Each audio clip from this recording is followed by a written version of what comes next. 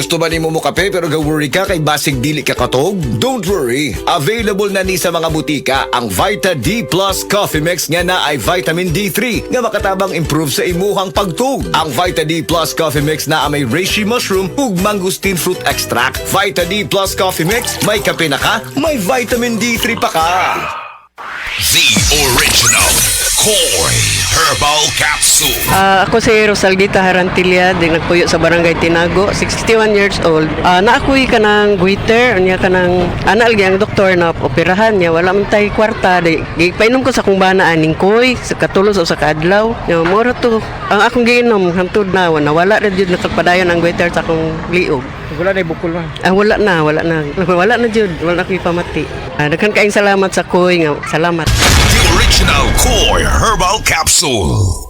Bata man o tiguwang, ang kabuhi ang usual na problema nato. Maupod kini ang nasinati ni Lita Glinogo na natabangan sa Paragis Bila-Bila Herbal Capsule. Namo gusilingan namo nga nagagamit aning Paragis Bila-Bila gani iha kong gipa inom sa kapsula. Pagka human ako og inom kay isa lang ko nakainom, naulian dayon ko anang pagkagabi pagkapuntag nagkatindog nako. Wow. Itong nakahuna-huna ko nga mag-maintain na gyud ko ani niya. Sa Paragis Bila-Bila, dili na ka mag-agwanta pa.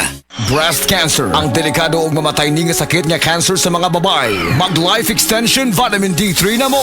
Rekomendado sa mga medical doctors. Aprobado sa FDA Philippines ug FDA USA. Sukla nato ang breast cancer. Mapalit sa mga butika.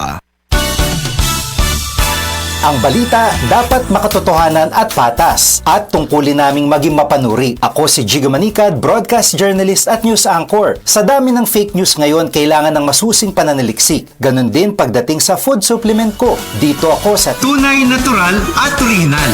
may seal of quality excellence pa. Sa MX3 capsule, dito ako bilib. Mahalagang paalala, ang MX3 capsule ay hindi gamot at hindi dapat gamiting panggamot sa anumang uri ng sakit. MX3 Capsule helps avoid pain discomfort. Iwas-iwas sa sakit.